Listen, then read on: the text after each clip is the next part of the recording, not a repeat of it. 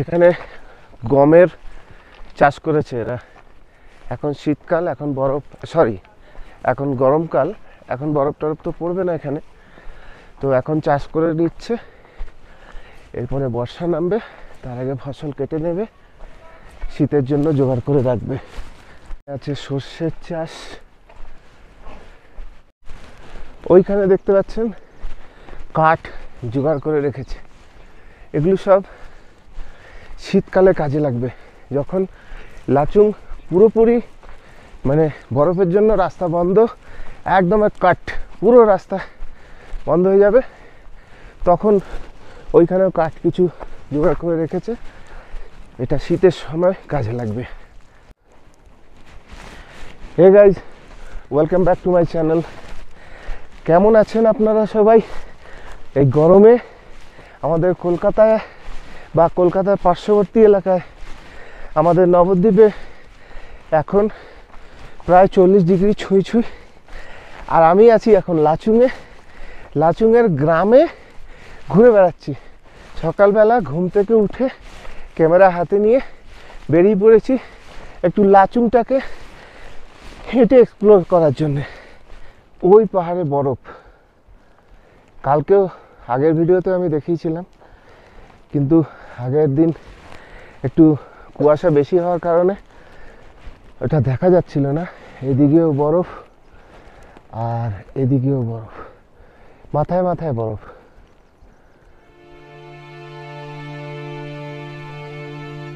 আমরা যখনই পাহাড়ে বা অন্যান্য জায়গায় বেড়াতে যাই, আমাদের প্ল্যান থাকে একটা গাড়ি ভাড়া করে 2-4টে পয়েন্ট সিলেক্ট করে সাইট সিন করব, এবং আমরা তা করেও থাকি। কিন্তু বন্ধুরা, যেখানেই যান না কেন, যেখানেই স্টে করেন না কেন, প্রতিটা জায়গায় তার আশেপাশে এমন কিছু আনএক্সপ্লোর স্পট থাকে যা আমরা স্কিপ করে যাই। তাই আমি বলবো, যেখানেই যান না কেন তার আশেপাশে একটু হেঁটে ঘুরে দেখতে পারেন। হয়তো এমন কিছু চোখে পড়ে যাবে যা আপনি কোনোদিন হয়তো দেখেননি। ঠিক এই রকম একটা পায়ে হাঁটা স্পটের কথা শুনলাম আমাদের হোমস্টে থেকে।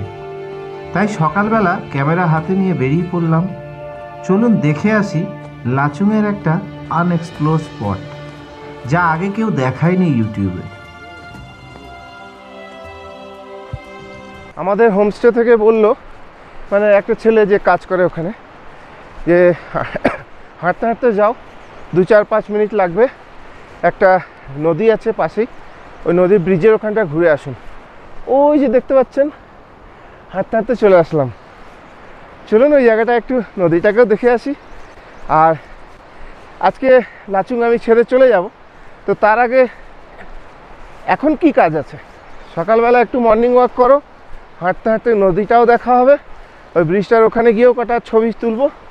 আর আমার এই ছবি, এই ফটো, এই রিলসগুলো দেখতে হলে আমাকে আপনি ফলো করতে পারেন নীল পিঁপড়া ফেসবুকে গিয়ে আপনি নীল পিঁপড়া সার্চ করলেই পেয়ে যাবেন। কোনো অত @ কিছু লাগবে না, জাস্ট নীল পিঁপড়া সার্চ করুন, আপনি আমাকে ফেসবুকেও ফলো করতে পারেন। এখন গরমকাল, প্রচুর ফুল ফুটেছে পাহাড়ে। কালকেও গেছিলাম যখন ইয়ামথাংয়েও দেখলাম প্রচুর রডোডেনড্রন ফুটেছে। এখানেও অনেক ফুল ফুটেছে, যদিও এই ফুলগুলোর নাম আমার জানা নেই। তো আপনাদের যদি এই ফুলগুলোর নাম জানা থাকে অবশ্যই কমেন্ট বক্সে আমাকে একটু জানাবেন। এখানেও প্রচুর ফুল ফুটেছে, আর ঘাসেও নানান রকম ফুল, নানান রকম রঙের ফুল ফুটে আছে।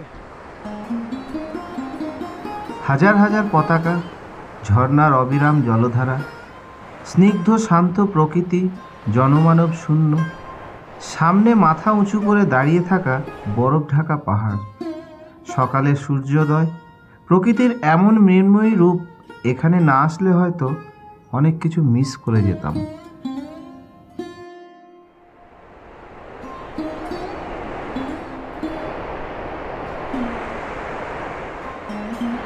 লাচুংয়ে লুকিয়ে থাকা কি সুন্দর একটা ব্রিজ, তার সঙ্গে হাজার হাজার পতাকা, ঝর্ণা, আর ওপরে বরফে মোড়া পাহাড়। একটা লুকোনো জায়গা। এই জায়গাটায় মানুষজন খুব কমই আসে, দেখেই বোঝা যাচ্ছে। খুব অসাধারণ জায়গাটা। সকালবেলা মানে আমি যে চলে এলাম, আসাতে যাই হোক আমার লস হয়নি, আমার খুব সুন্দর জায়গাটা, স্পটটা খুব ভালো লাগলো। যদি আপনি কখনো লাচুংয়ে আসুন, দেখুন এই জায়গাটার নাম আমার জানা নেই, আমার হোমস্টে থেকে বললো, আমি ঠিক সেইভাবে ট্রেক করে চলে আসলাম। তো আপনিও যদি লাচুংয়ে আসছেন, তাহলে লাচুংয়ে এই ছবিটা, আমার ভিডিওটা দেখান ওদেরকে, কাউকে দেখিয়ে একটু জিজ্ঞেস করে নিন যে এই স্পটটা ঠিক কোন জায়গাটায়। তো আমি অ্যাকচুয়ালি স্টে নিয়েছি বিচ্চু হোমস্টেতে। বিচ্চু হোমস্টে, আপনি যদি বিচ্চু হোমস্টে খোঁজ করেন, যে বিচ্চু হোমস্টে থেকে এটা হেঁটে অনলি 5 মিনিটস, 5 মিনিটে পৌঁছে যাওয়া যায়। তো বিচ্চু হোমস্টেকে যদি আপনি মার্ক করেন, তাহলে এখানে পৌঁছে যেতে পারেন। এখান থেকে ব্রিজটা অর্ধেক আসছে, ঝর্ণাটাও অর্ধেক দেখা যাচ্ছে, তবে সুন্দর, বেশ পরিবেশটা সুন্দর। আর সকালবেলা চারিদিকের ভিউটা তো অসাধারণ। তো বন্ধুরা, লাচুংয়ের এই গ্রাম্য পরিবেশ আপনাদের কেমন লাগলো? আশা করি আপনি প্রকৃতিপ্রেমী হলে আপনার নিশ্চয়ই ভালো লাগবে। তো আজকে আমাকে লাচুংকে বাই বাই টাটা করতে হবে। সকালবেলা মর্নিং ওয়াকে এসে একটুখানি ঘুরে নিলাম।